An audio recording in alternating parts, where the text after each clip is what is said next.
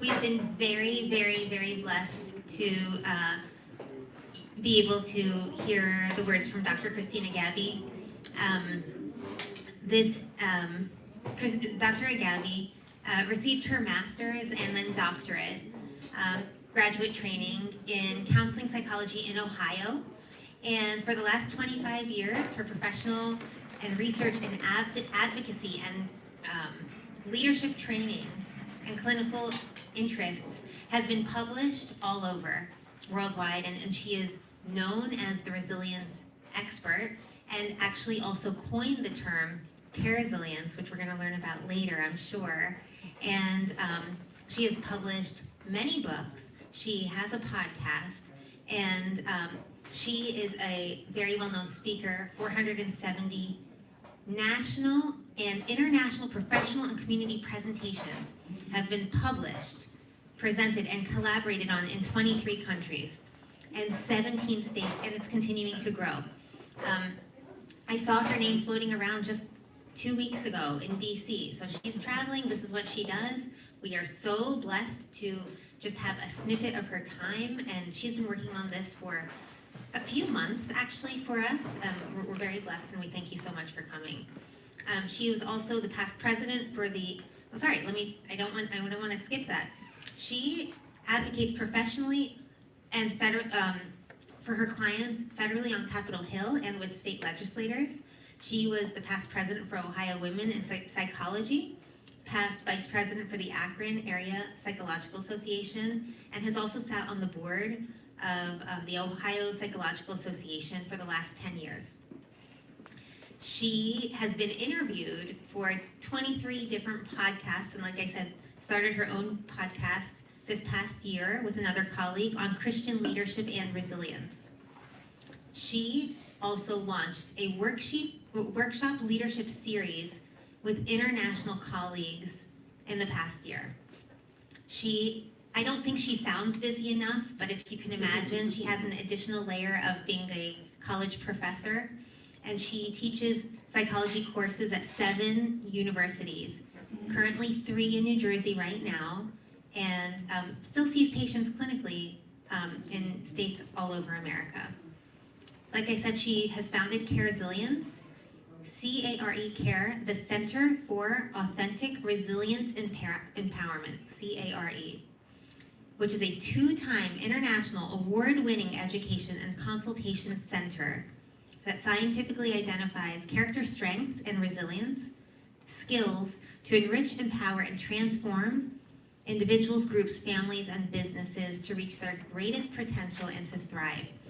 This is a huge blessing. I can't wait to literally hang on to every word you say and hopefully pass it on to my kids and my parenting as well. Thank you for coming. Thank you so much for that, Lynn.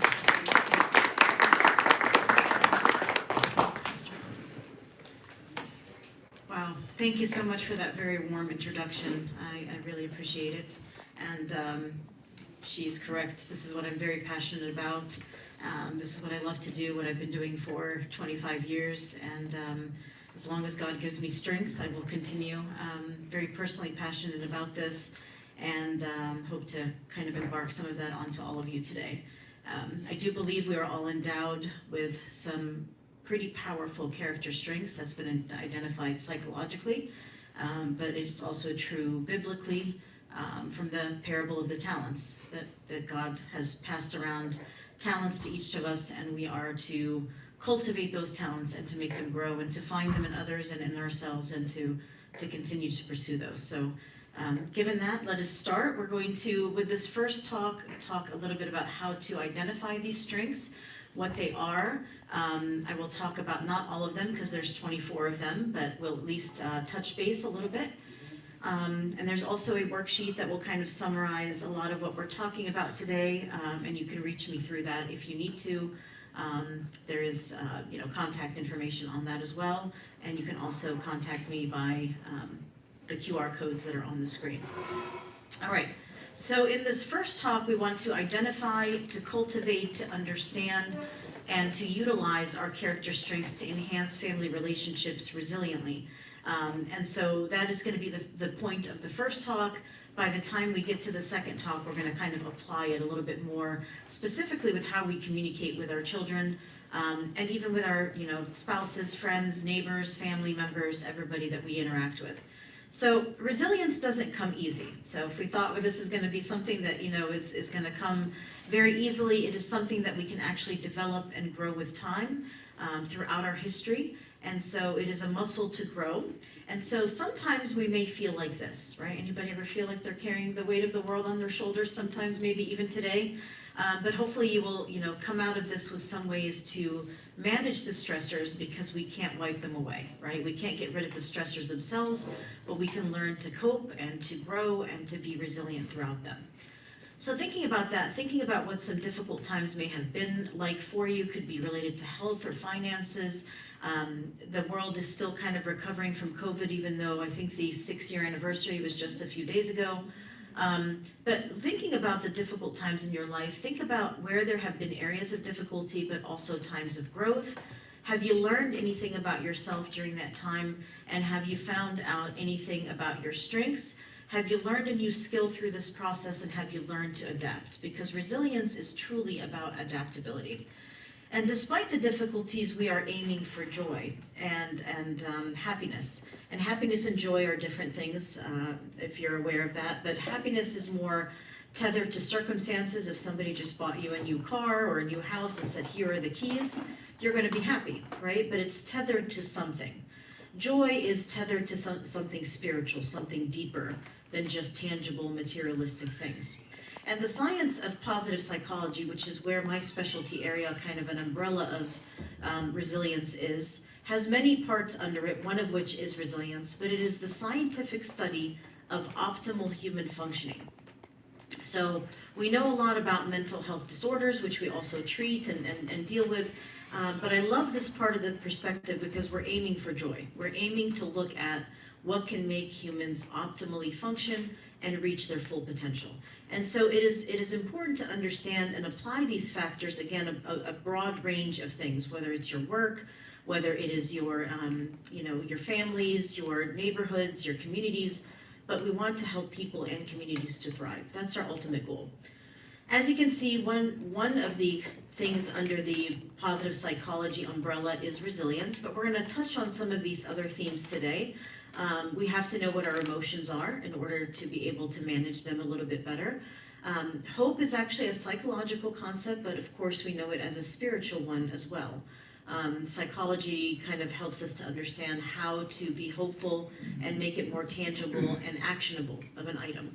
We will talk a lot about our strengths today, and again, I kind of relate that a little bit to the parable of the talents. But there has been identified 24 character strengths worldwide in every human walking the planet. So that's a beautiful thing to have, and we'll talk more about that.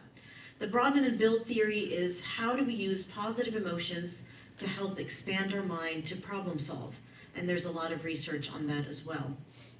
And then finally, we're going to be talking, of course, about resilience significantly in this talk and then the next one as well. So positive psychology consists of all those things we've been talking about, trying to reach a subjective well-being, happiness, a sense of flow in our experiences. We want to have personal strengths that we look at, wisdom, creativity. And why are we looking at this? So that we can flourish, and so that we can flourish across the spectrum of things that we do. We want to learn to live optimally. We want to experience the good things in our life, to have more positives than negatives, and to manage the negatives as we go through them. And this holds true again in every aspect of our life, from our business, our work, our relationships, and everything that comes along with that.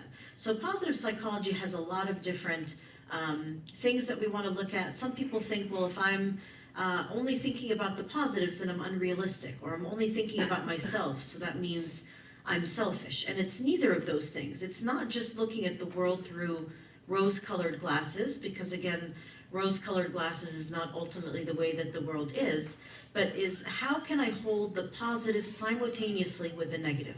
I can hold both simultaneously. It's not about ignoring the negative, it's about holding the positive simultaneously.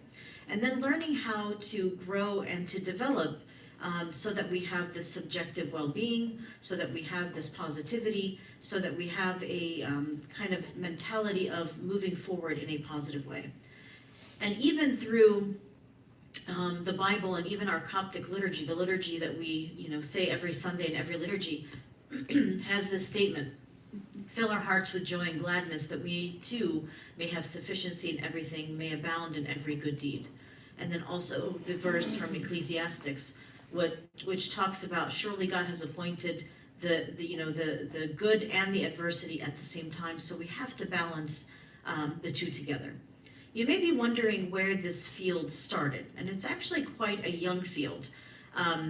In fact, the field of counseling psychology really wanted to treat people that were coming back from World War II and to help them to identify strengths so that they could go back into mainstream society and work and grow in those perspectives. And so we weren't just treating mental illness, we were trying to place people back into society using their strengths. So that was the first time we really talked about positive things. And then we talked about it later on in about 1998, when the president of the American Psychological Association at the time had a similar vision. Let's look at how people flourish, not just what makes them ill.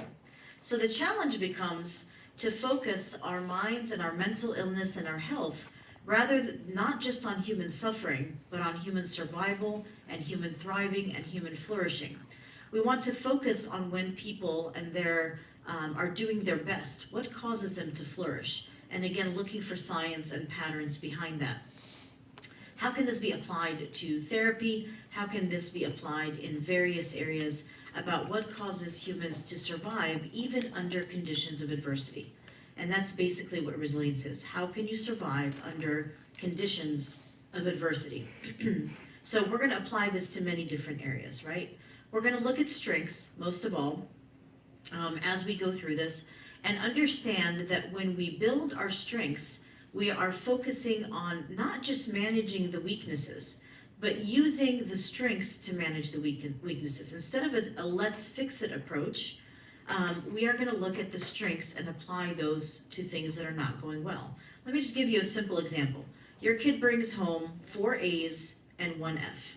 Where's all our focus going to go?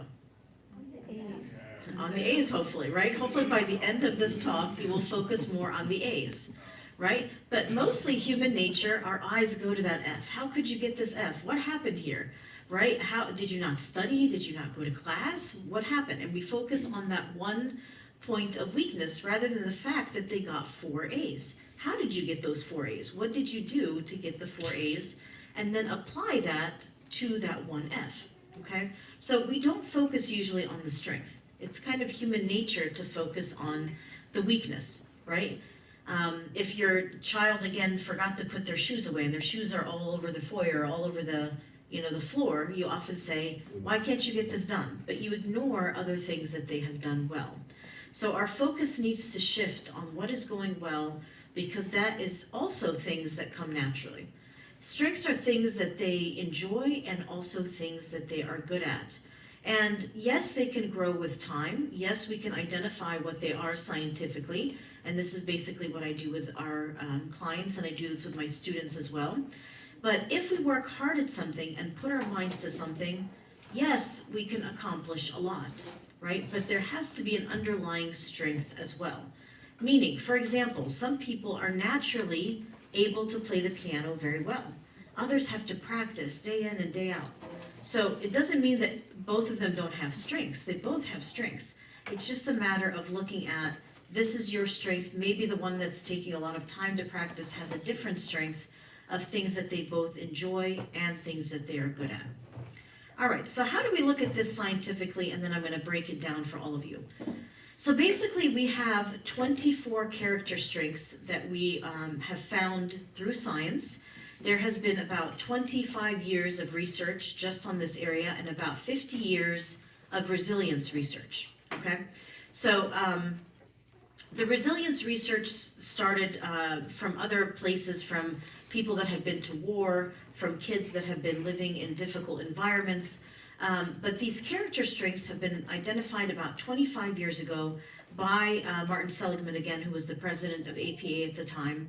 and identified these strengths in people around the world. Okay, there's 24 of them. Each of us have all 24, and they can be identified by this measure that's listed there. I don't have an affiliation with the entity itself, but I do use the measure all the time. And it will list for you all 24 of those strengths in order from 1 to 24. Where is your highest and where is your lowest? And even your lowest, we don't call it a weakness. We call it a lower strength, okay? So we have all of them and they're all labeled strength. Think of these as a tool belt that has all your tools in it, but you want to use more than just a hammer or a screwdriver or a wrench. You want to use all the tools in your toolbox, but of course you're going to use your favorite ones or the ones that come easier to you first and foremost. So as we go through this, I also want to mention that the 24 strengths are broken up into 6 categories. They're not even, so it's not 4 per category. Some have 5, some have 3. But they're broken into these 6 categories, which I'm going to talk about in greater detail. And that's kind of small to read, but it is still, the 24 strengths there under each of the 6 categories. But I'm going to talk about each of them in detail so that you can see it better and better. So what are strengths? People often use this terminology interchangeably with talents, all right? They're similar, but they're not exactly the same.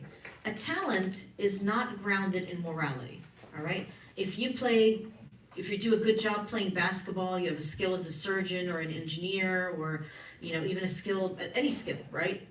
Plumbing, contracting, whatever it is, that's a great skill to have, and it's very useful and it's helpful to others and it's an amazing talent and all of those things. But it's not grounded in morality. You will see through the 24 character strengths, they are grounded in morality. And because they are grounded in morality, they can't be wasted and they're innate. And as Christians, we will say that God put those innate talents and strengths in us. But again, strengths are not the same as talents. Strengths are a part of our everyday life, and thus they are rarely wasted.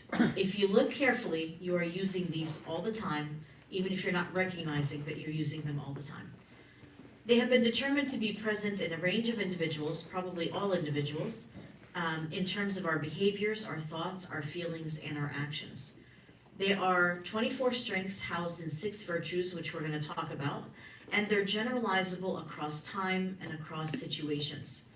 And if we fulfill these, we will feel happier, more joy, and we will be able to give to others from these strengths that we have. So let's break down those 6 virtues and what 24 strengths are under each of the virtues. So again, it is not broken down evenly, so some of the categories have 6 or 5, some of them have 5, and some of them have 3, some of them have 4. So the first category is wisdom, and again, these are grounded in morality, so you will see a lot of Christian-like themes in a lot of these. First one is wisdom, and wisdom has a lot to do with wisdom and knowledge, being discerning. It is a cognitive strength where we acquire and use knowledge in a good way. Under this category, this is one of the larger ones, it has 5. It has creativity, curiosity, open-mindedness, love of learning, and perspective. And judgment here does not mean like judging someone, like I can't believe you did that kind of judgment. This is more a discerning judgment, okay? So these individuals will be more discerning in their ability to interact with others. The second category is courage. We can see a lot of this in our saints, our martyrs, right? They have bravery, they have perseverance, they're honest, and they have a zest for life, a zeal for life. This is an emotional strength that involves the exercise of an accomplished goal in the face of opposition. So very much resilience in this category as well. The next one is humanity.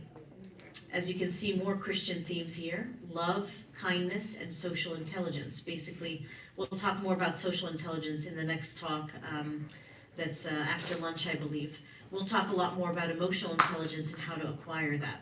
But this is included in that category as well. The next category is justice. This is a civic strength that underlies the health of a community.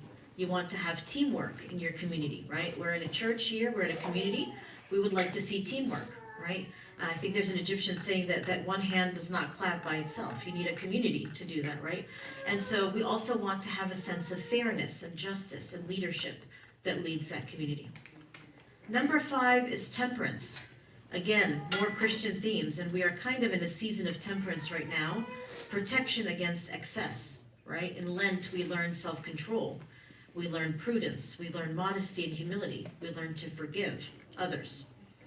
And then finally, again, more Christian themes, is transcendence. This is a strength that forges meaning, also with the larger universe, and of course, for us, that would be with connection with God. So we appreciate the things that are around us. Right around the corner from spring, we'll start seeing some buds on the trees and flowers. So we appreciate that beauty around us. Having gratitude. Again, our church has 2,000 years of using the Thanksgiving prayer.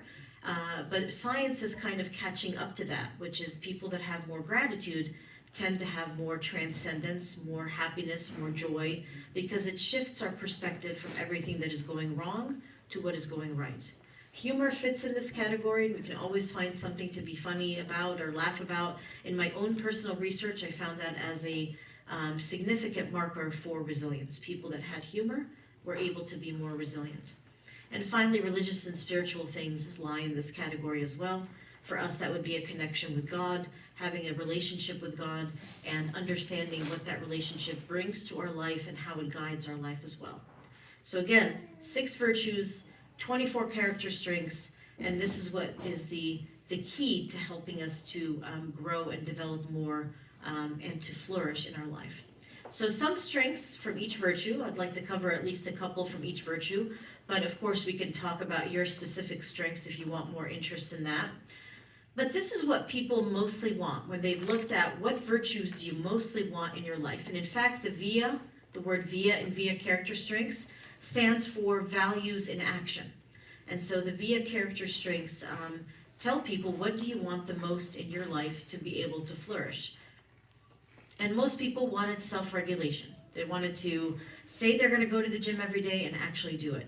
Or I'm going to eat smaller portion sizes and actually do it. Or I'm going to read a book a month. If I can't read a book a week, read a book a month. And have that self-regulation and discipline to actually do what you're going to say you do. Usually people will, make a New Year's resolution, and about 10 days later, poof, those resolutions are gone, right? So we want more self-regulation, to have more consistency in what we say. We want more bravery, not just like the martyrs, but to do what we actually say what we're going to do, and to be bold in the face of challenges and difficulties, which is hard to do because we don't want to stand out. So we, are trepidatious sometimes. So people want bravery. They want perseverance. And a big part of resilience, you'll see as we talk later on, is about perseverance. How do we persevere in times of challenge and not give up quickly? Creativity expands our mind and allows us to see things differently, outside the box thinking, etc., etc. And we also want to forgive. That's a big one for us as well. We want to not harbor. We talked a lot about this last night with the young adults group, is about how to forgive even people that have hurt us, because we don't want to hold on to bitterness. Bitterness is bad for us, mentally and physically. So just real briefly, I'm going to rush through a few of these 24 strengths, just so that you see what they are. Creativity is about thinking in a new way, producing new ideas for problems. It's about originality and adaptability at the same time. Love of learning, there's a lot here, but it's about motivational forces as well as holding on to and deepening information that we have. So gathering information, but deepening that information as well.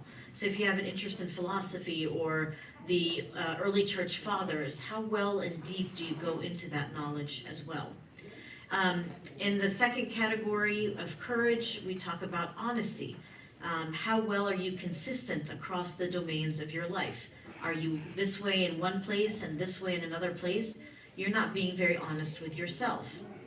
We talked about bravery and courage already. This is what our saints and martyrs have done. They face challenges and threats and difficulties, even when it means their life, right? And we just celebrated the large anniversary with the 21 martyrs recently, but they had physical bravery and psychological bravery and moral bravery, right? So Physical bravery is like a police officer or a firefighter. They run towards the fire, they don't run away from it. They also had moral bravery, right? Speaking up for what's right, even if it meant it costing their life. Humanity and kindness is another one. This is a sense of duty and principle, generosity with our time, our efforts, our love, our support, our encouragement. Love is another character strength, means that you have a degree of closeness with your family and your friends and your relationships. And this is an interesting one because it talks about reciprocal love, that I'm able to give and receive love. So I receive God's love, I receive the love of my family and friends, but I also give love to others. Okay? And so there's many others here. This one is about fairness and justice, having empathy for others, having logic and understanding that things need to be fair, wherever your strengths are with this one. Temperance and humility, being humble. And humility is really important for accurately evaluating our accomplishments, but also having a sense of self-worth and self-esteem that is not puffed up. So that means I'm not better than anybody else, but I'm aware of, again, the gifts and talents that God gave me. And finally, let's talk about hope for a second, which is focusing on good things to come. And that can be definitely a Christian principle in that perspective, having positive expectations of things to come, that God will, make things right. Think of Genesis 50:20, that all of Joseph's brothers meant it for evil, and Potiphar's wife meant it for evil, but God meant it for good. But in psychology, it's also a sense of agency, meaning I'm going to do something about it as well.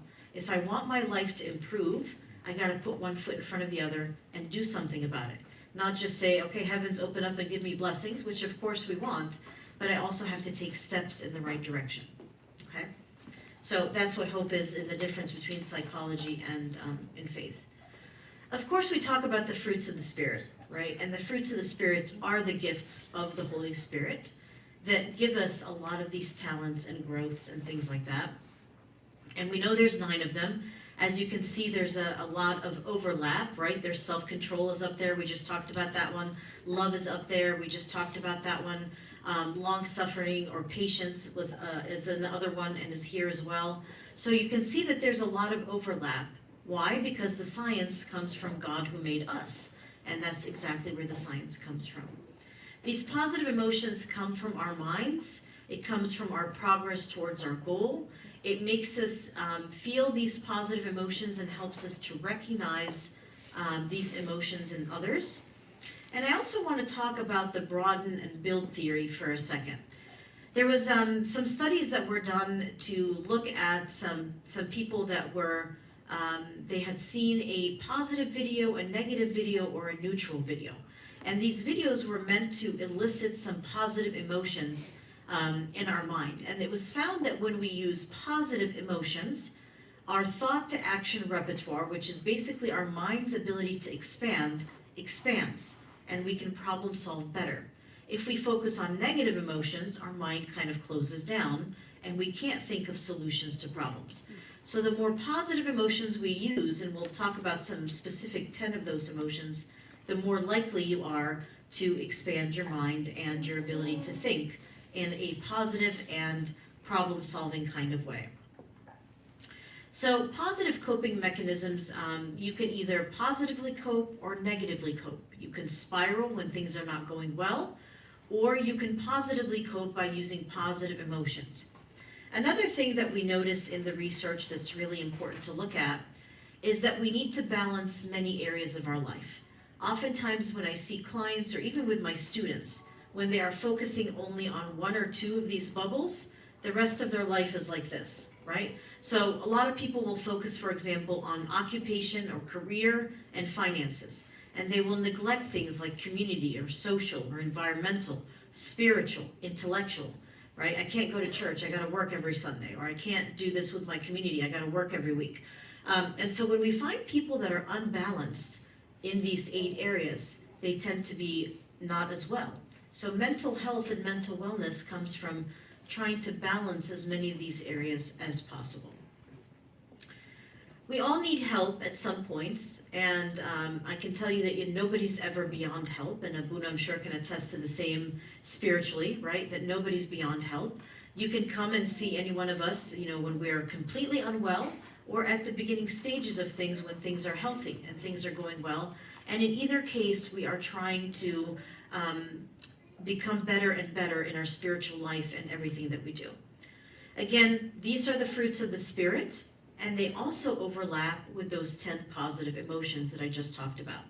So research again tells us that the majority of these, if we use these 10 positive emotions, it actually helps our brain to expand so that we can problem solve, grow, and have a more flourishing life, as we've been talking. And I get a lot of questions about the word pride here. This isn't a negative pride. This isn't the pride of the envy of the devil kind of thing. This kind of pride is a self-confidence kind of pride. Like, I'm aware of what I'm good at, what my strengths are, using those strengths to the best of my ability, and applying it in everything that I do. All right, so now let's talk more specifically about resilience for the next few minutes or so. And then in the next talk, we will talk about how to apply some of these things through our communication with our children, with our families, and how to help those children to grow to the best of their abilities. So this first step was to recognize your character strengths so that we can become more resilient. All right, what is resilience? And we'll talk about resilience in the next talk as well. I'm really simplifying it here, but in the next talk I'm going to show you how complex resilience can actually be. And that comes from my own personal research, but research that I've read and looked into over the years. But if you really want to bottle it down to and water it down to what its actual kind of definition of resilience, it's the ability to adapt, to be flexible, and to learn in the face of circumstances that are challenging. All right? So this flower here is a perfect depiction of that.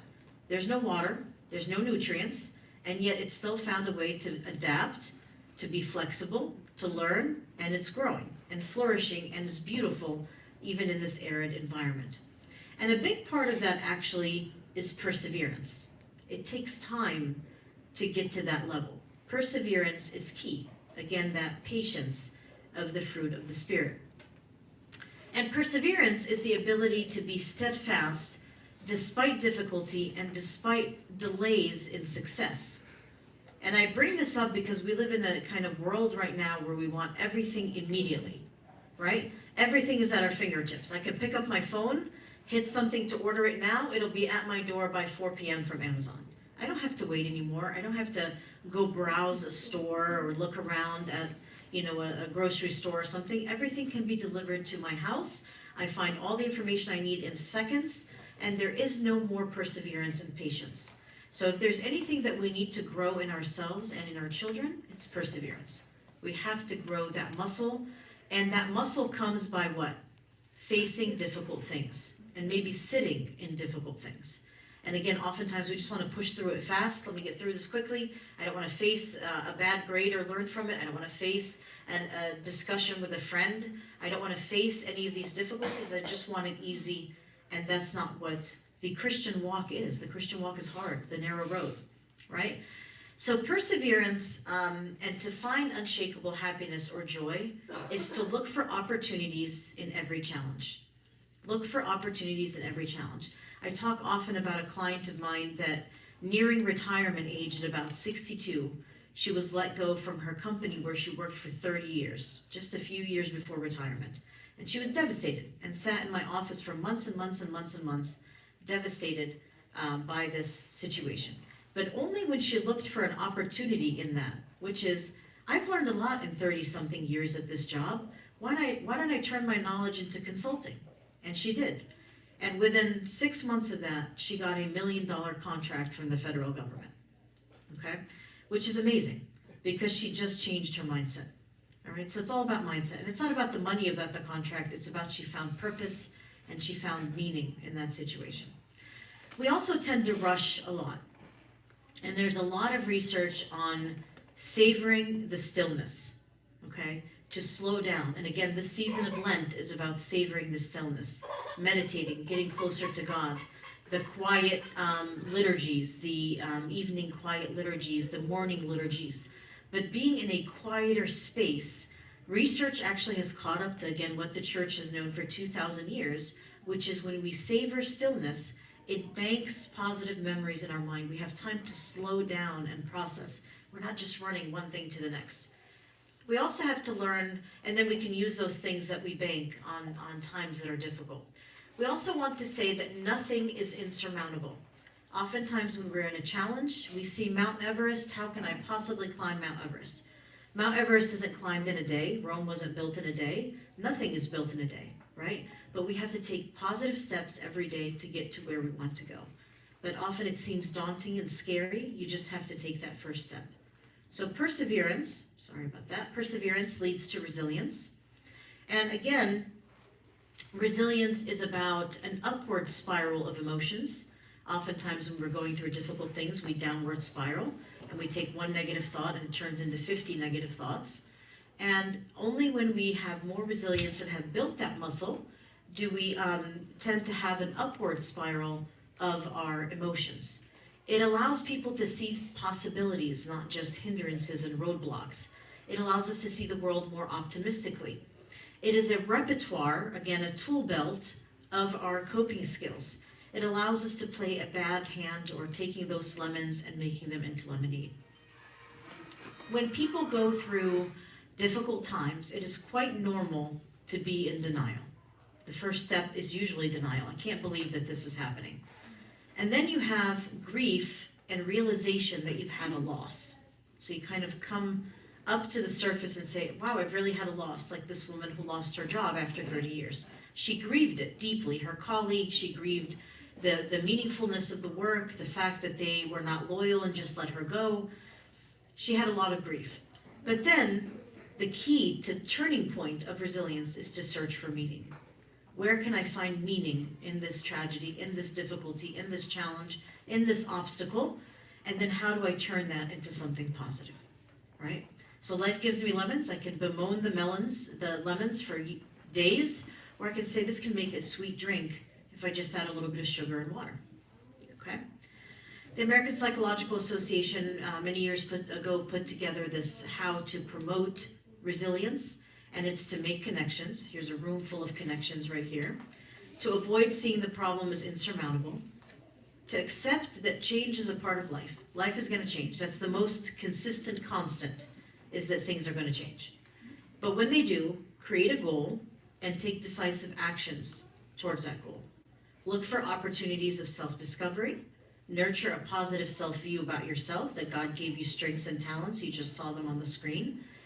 Keep things in perspective, maintain a hopeful outlook, and take care of yourself through that process. And believe it or not, just by sitting in this room today, you all have a resilient story.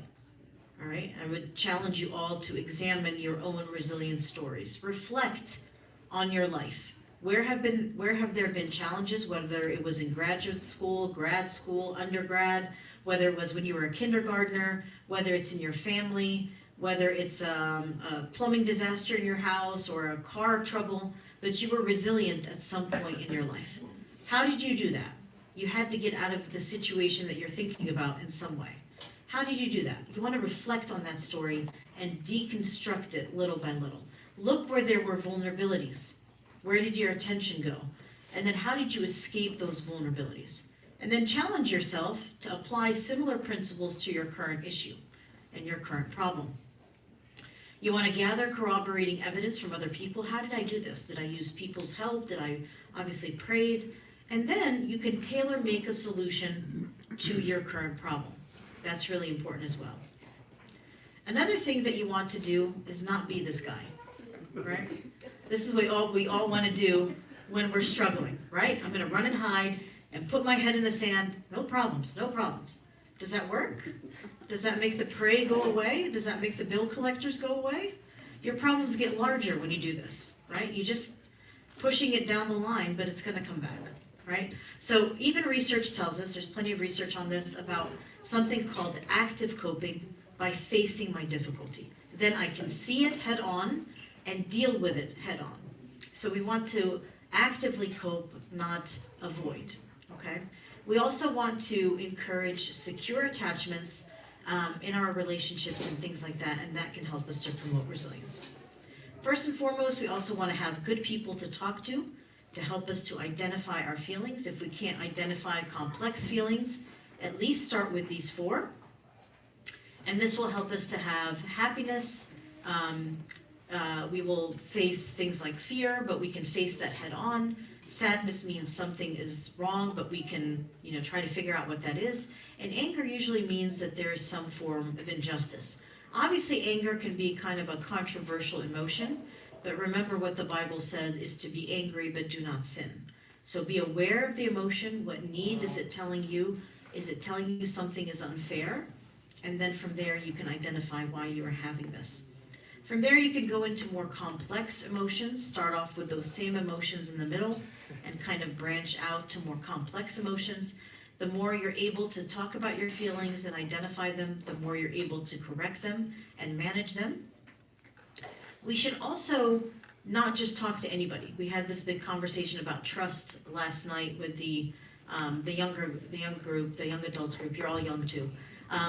But with the young adults group, we had talked about this as well, is that how do you trust somebody, right? It's to be vulnerable a little bit at a time, and the other person has to be vulnerable back, and then when there's back and forth like that, the relationship grows and flourishes.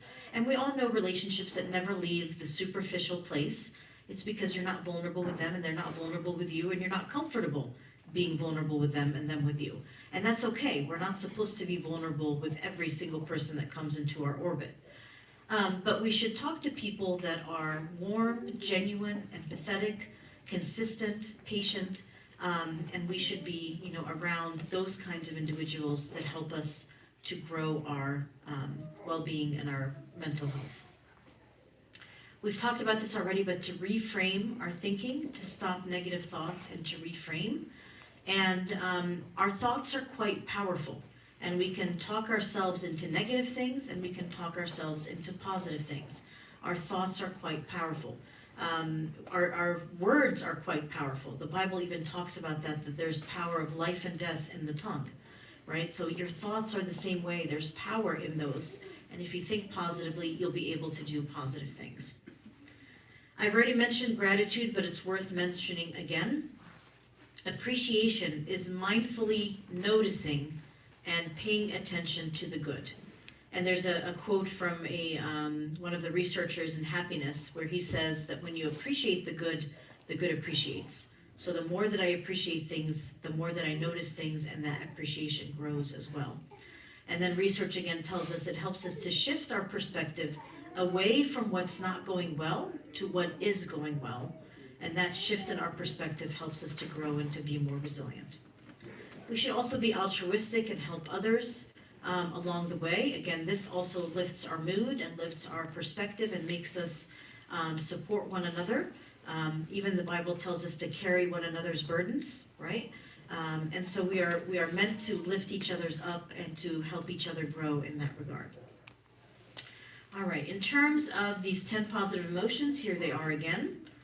Again, here are ways to savor our experiences. We can really sit at peace with something and contemplate it and sit and read about it or journal about it or really visualize it. All of these things help us to really slow down and savor those experiences and help us to grow. So to create a more resilient person in your children, in yourselves, in your families, whatever it is, learn to be more in gratitude. Excuse me, whether those are small things or large things, they can be big or small, but there are things that you are thankful for. Make this a regular habit to be more thankful, to sit and reflect on the things in your life that are that you're really thankful for. And this can be something that is big or something that is small. Know your strengths. Again, know those 24 strengths that we talked about, and we'll talk about how to apply that more in the next talk. But know what your 24 character strengths are and apply them and use them.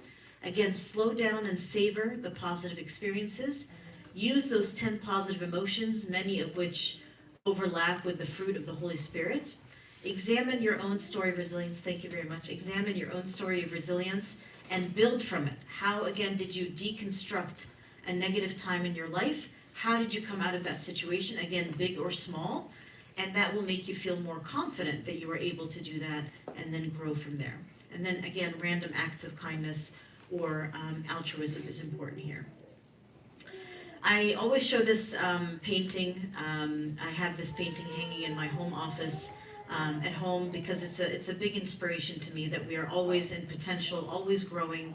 We have to work hard and reframe our thinking and be patient.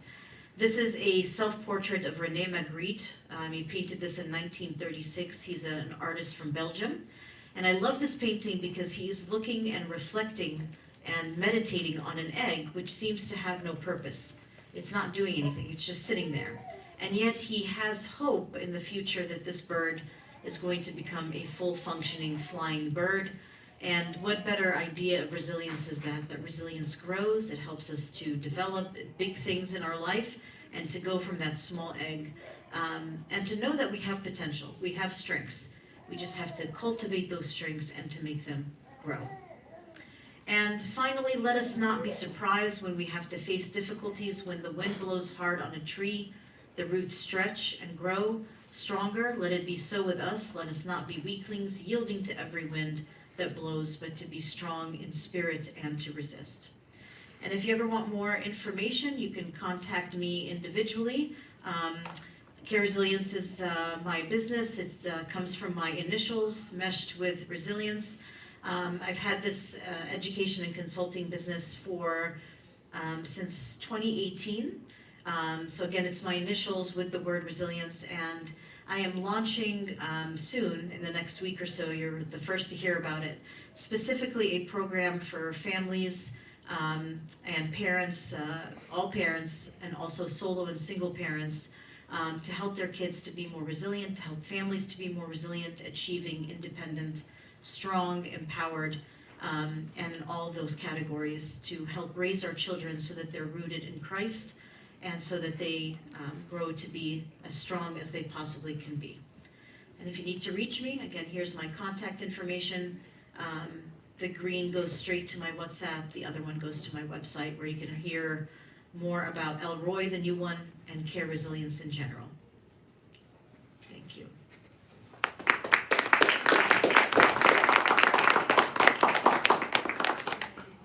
We also will have workshop questions, I think, so those will be posted, but I'm going to leave that up for a second in case you need. Thank you for the water.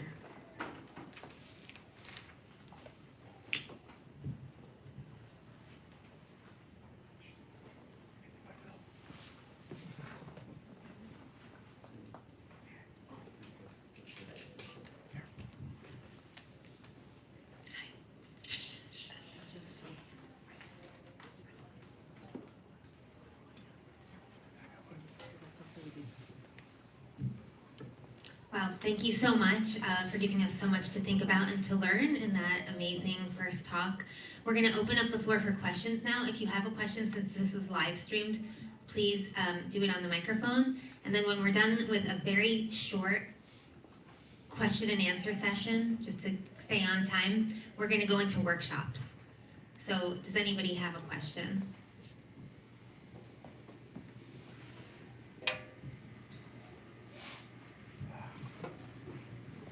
From your experience with clients, how is it different for us as Christian and Orthodox specifically approach problems and response for it?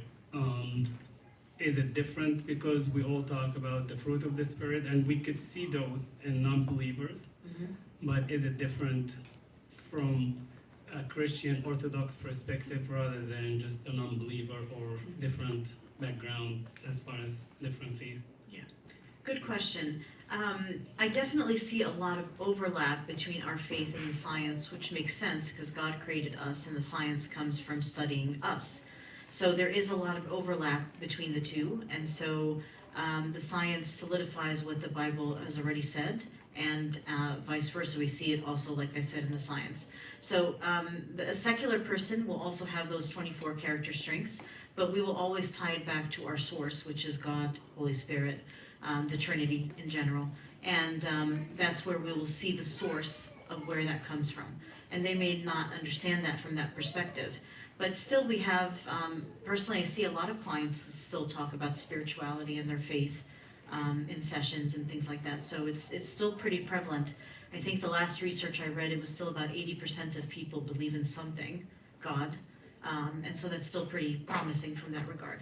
But we take it that our source is still connected to heaven. He's our anchor.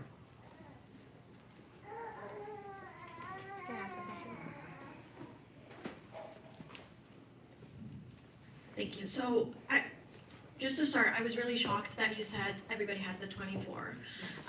Now, if I'm gonna sit and kind of like go over them with myself to see like the ones I'm really good at and the ones that need to be addressed, well, my first question is it better for a person to really focus on like the 5 that are already strong, make them even stronger and, achieve more, or focus actually on the other side and be like, okay, which ones I'm weak at, and kind of focus on them. And then my second question that ties to that is, what is the best way to actually like nourish these characters and grow in them, aside from like, I guess like reading and all the obvious things, but Right. I feel like they're tied to our life more, and they're more connected to us and the people around us. So what would you say like we would need to focus on to make these stronger? Very good question as well. Again, all 24 are in your tool belt, so you have access to all of them. And even like I said before, the last one is considered a lower strength, not a weakness. So we have access to all of them. We probably use all of them, but we're not paying attention to it. So to practice it, just be more mindful of what you're doing. Are you using more bravery? Are you using more courage? Are you using more kindness is one of them? Are you more religious, spiritual? Are you more beauty of appreciation for, love of learning, or beauty and appreciation of things around you? So as you're noticing that you're using these strengths, again, they transcend all things, meaning you will use them at church, you will use them in your work. Maybe you're courageous here and you're ready to start up a program and you're bold in that regard. Maybe you do the same thing at work. So you'll start to see that, these are my natural goals that come out. And as a result of those goals, this is what I lean most toward. And that's what's gonna make me flourish in those areas. But you have access to the other ones as well that you can use at any time, and you can cultivate that by also practicing and being more mindful that you're using those skills in those areas. I have a question. Oh, who took the mic? Are you giving it to someone? I'll take it after. Wow, this is an amazing, tremendous teaching. Thank you very much. Thank you, Lord. Appreciate that. Thank you. The question I have is, we're learning so much, and it's so much to take in. We have to reinforce it. Yes. And going forward, I'm really interested in how you see your new initiative and how we can interact more, and what we should be doing here to enhance all of the understanding that we've gained here today and moving forward for us and for our families. Yeah, so when I talk about El Roy here, which is a branch of Care Resilience, resilience is a big, broad topic as well. But here in particular, it's going to be applied to parents, all kinds of parents, but also to nourish and understand the strengths that we each have and what we bring to the table. El Roy comes from Genesis 16:13. That God sees us, that God sees every part of us, right? Our struggles, our pains, our tears, things that we are doing in private, things that we are doing publicly. And so we want to be able to see others a little bit better, see their strengths, see what they can bring to the table, and how can we apply that to parents. And parents need a lot of support, especially in this day and age. Again, raising the next generation, giving them good morals and values. In this day and age, with everything being open and online and everything's readily available, what strengths can we pull out of our kids and out of our parents to raise that next generation well? So again, this is an initiative to make kids and their parents more resilient, all kinds of parents, again, of all ages, of kids of all ages, single parents, solo parents, parents of young kids that are overwhelmed, parents of teens that are overwhelmed, parents of adult kids that need to learn to communicate with even adult kids. So it's for all parents. Do you see this as an interactive podcast or something like that, or?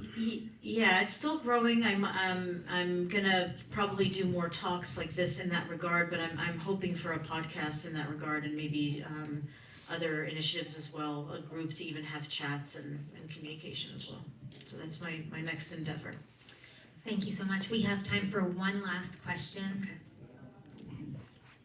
Oh, yeah, sure. So obviously in your career, you think that building resilience and strengthening the 24 characteristics can be done apart from faith or religious sort of spiritual aspect.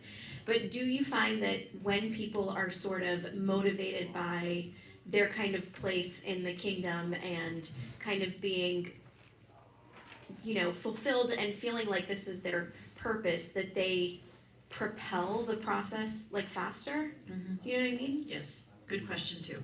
So religion and spirituality is one of the strengths. You will see it again on the next slide when we go to the workshops. So it is one of the strengths, which means again, all of us have, you know, a spiritual kind of connection. Whether they want to believe in God or not, God is still there, right? And so purpose is a big part of the field as well. Some of the research that I've done in the past is with Holocaust survivors, for example, and they found, and World War II survivors, and they found that people that had purpose during war and during the Holocaust did better. They survived better. They came out of things better. There's research on that with people that have, you know, chronic diseases or acute diseases, cancers and things like that, and surgeries. Those that have hope tend to do better. So all those principles, you know, kind of tie back again, anchor back to God and spirituality. But in general, we need to have purpose to survive. That is the food that kind of keeps us going and keeps us surviving. And oftentimes when people have lost hope, they've lost purpose. They've lost a sense of meaning. What am I here for? What am I doing? And when we do have purpose, it really encourages us and lifts us up. So add that to the kids and parenting category too. We want to infuse kids with purpose and meaning. Okay, thank you so much. I think if we can jump right into the workshop.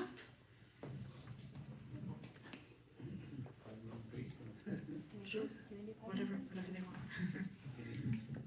Okay, we can stretch our arms and legs for 4 minutes. 4 minutes. Okay, and then we'll come back and we'll do a workshop. We'll come back exactly at 11:35. 3 minutes now. See you soon. This is love of learning. So, do you love to learn? Okay, should we get back to our larger groups and discuss these questions? Sure. I think they want us to be done in 14 minutes, so I want to try to stay on track. Try to cover as many of these as we can. And then we can pass the mic around. You can pass that around. So our first question on our list here is, what challenges have we noticed, especially in times of transition, because transitions have a little bit of a grieving process sometimes that goes along with it, and then also moving that transition into resilience, which is ultimately the goal. So what happens when there's challenging times in your family, with you or with your family, and what have you noticed? Would anyone like to share their thoughts? Or you raise your hands? On every group we need to contribute. There's no way that will take 14 minutes if we're gonna do all the questions in all the groups. We could But just we can start split it it up, if you'd like. yeah, we'll see how far we get. Anyone? We'll start with this group then. I didn't answer much for this question. Turn the microphone on before you go. Okay, I think Tim. we had. Tim, they're trying to give you the microphone. Offer insight for the first question. I don't know my answer. Is this on? Okay, it is. What challenges? I gotta rethink my answer. I feel like the biggest challenge for any time of transition for like oneself and their family is like the stress levels and the anxiety of thinking about what's going on around them during, you know, big periods of transitions. So what's gonna happen next? Where do I fit into this situation? Yep, it can create a lot of anxiety for sure. See a hand back there? It's a good point, thank you. So to go along the same lines, I think the uncertainty of what's to come next for sure is challenging to navigate, especially if you have a dynamic family of different ages and different understanding. And I have a good example actually. So I mean, most people in this room know, but our family went through a recent challenge in the last few months. And when that event happened, my wife and I, we talked about, do we tell the kids, not tell the kids, that sort of thing. And it was so very public news, so I was worried they would find out from someone else besides us. So one evening, I'm like, we'll just tell them, they're kids, they'll ask them 1 or 2 questions and move on, So I have a 13-year-old, 10-year-old, and 4-year-old, so it was funny to see, not funny, but it was interesting to see the reactions of each age group, especially the 13 and 10-year-old, and how they reacted. The 13-year-old was a little more logical, was like, how are we gonna, like he was trying to problem solve almost, like how are we gonna do this, that, and that, and the 10-year-old was more emotional, like, how about my friends, and this and that, so interesting to deal with that and having to comfort their feelings in different ways. We were listening on our way in, we're a little late, but one of my favorite traits and words is resiliency, because it really builds character and really makes one strong. So anytime we face, or personally, whether it's our family or personally, an issue, it's an opportunity to grow. So I always actually almost take those periods to find a way how to grow out of it.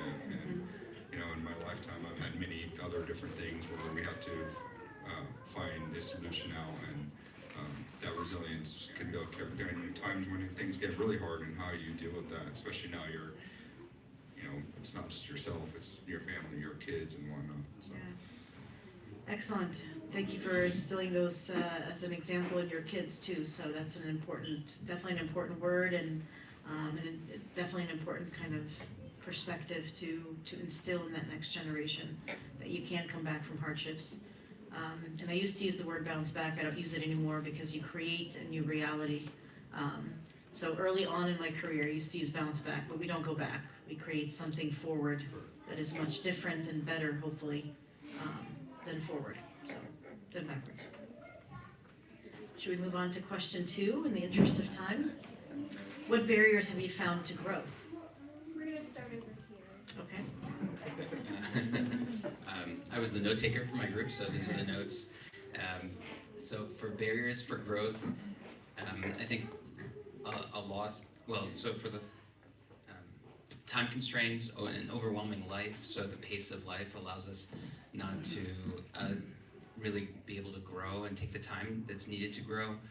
Falling into old thinking and scripts can sometimes be a barrier to growth, and then self-limiting beliefs. Yeah.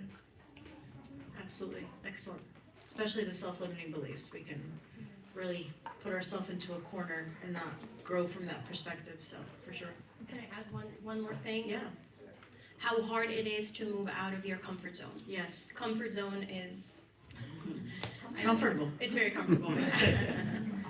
But we don't grow in our comfort zone, right? We have to tiptoe into the pool to learn to swim, and eventually learn to swim more and more. But, yeah, or just jump in. Yeah, something our parents would have done in the 80s and 90s, right? All right. Next question is, how do you balance support for others with accountability? I kind of explored that a little bit more a few seconds ago, meaning how do you support your kids, your spouses, your families, your community, even when you see something that is wrong and needing iron sharpening iron, right?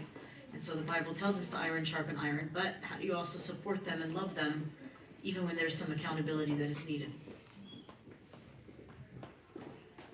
There's a hand right here. Let them screw up. What's that? Let them screw up. That could work. Definitely, they'll learn from their mistakes, right? Again, growth is outside the comfort zone. Anyone else?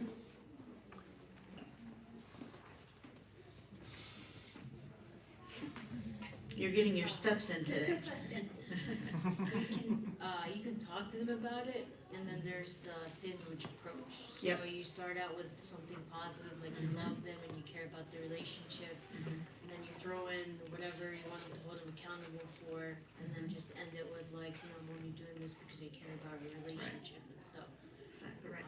And the truest relationships are the ones that hold you accountable.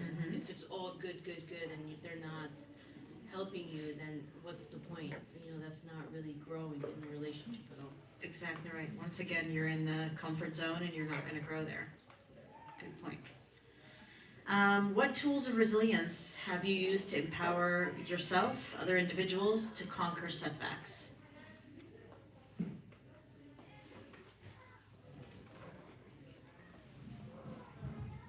One approach I learned that look at the end of any situation, like what is the worst that is gonna come out of it. Once you know that, you accept it, and then you can have a better thinking. Like, because when we know what's the worst, then just it's fine. I mean, like if that's what it is, like sometimes it turns out better than what we expect. That's right. Sometimes it turns out better than we expect. Anyone else on that one? Yeah, I was gonna add, Oh, go I ahead. was just gonna add, your faith, actually. And I think, again, going back, I always think about it in my head at least, resilient situations are good opportunities and where you can even grow spiritually and in your faith. So at least I tell my kids, like, setbacks or whatever, failures or whatever it is, it's a good opportunity to reevaluate what you're doing, self-reflection and trying to get closer to God and that's. Yeah, again, it's an opportunity for learning and to get closer to God and see where God wants you to go in that next space for sure. Yep. So, when answering this question,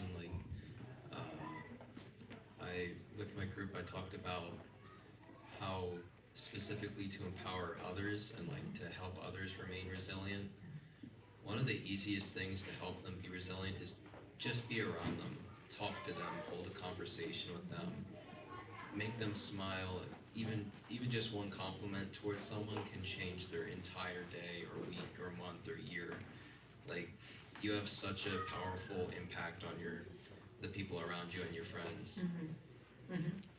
Absolutely, yeah, and to be, just present with somebody who's struggling, just even your presence that somebody's there. Again, somebody sees me, somebody understands me. That's really important for growth as well. Very good. So we've got about 4 minutes left, 2 questions. Here we go. Speed round here. How do you conquer limiting beliefs to break through entrenched mindsets? Because we get grounded in our thoughts, right? How do we get out of that?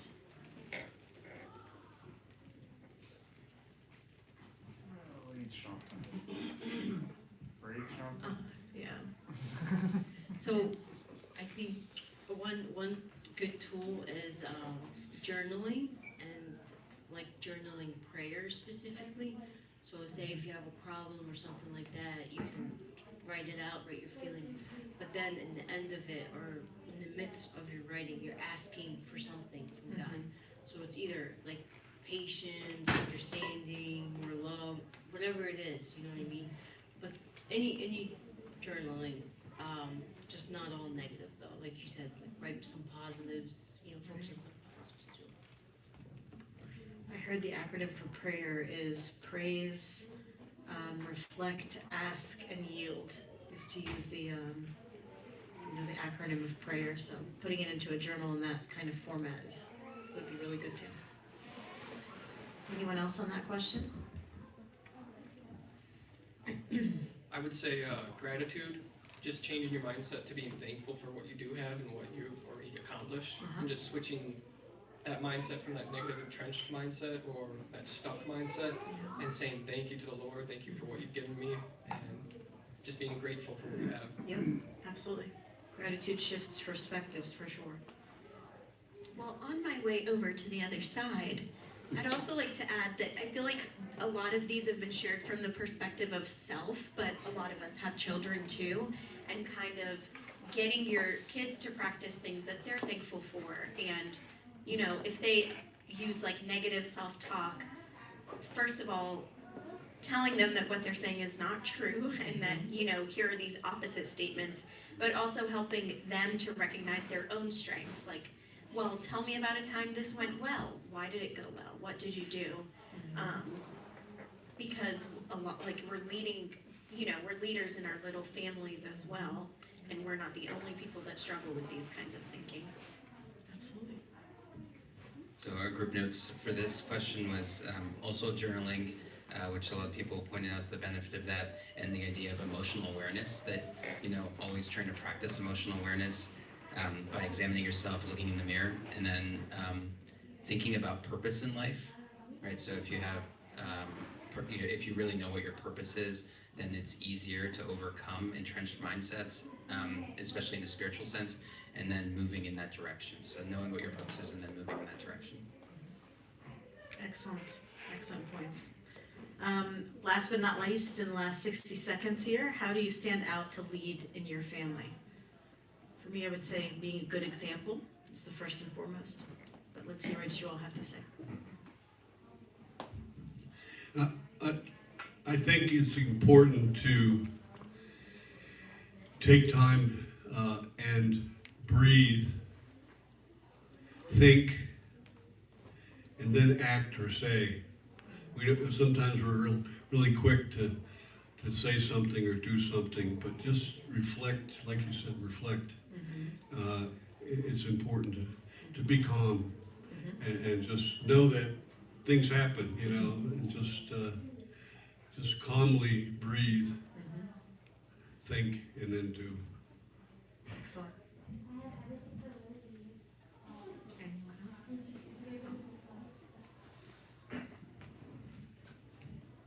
Be flexible and hear all the opinions and try to resonate with them why this is bad and why is good. Yep, absolutely. Excellent. Did you want to add something? Were you raising your hand? Yeah. Okay, so this will be our last comment, then we'll transition to lunch if that's okay. I think showing them, modeling how to resolve conflict in front of them, even if it's like staged, that's fine. You know, just because kids, when they grow up, they need to learn that, like, okay, if there's a problem, how do I resolve it? Yeah, again, modeling is really important. Watching it, not just hearing about it. And finally, this verse, as each one of us has received a gift, minister it to one another as good stewards of the manifold grace of God. So that really fits with our theme on strengths today, 1 Peter 4:10. Thank you. Thank you, Dr. Christine, for your time and these questions. At this time, we do want to transition to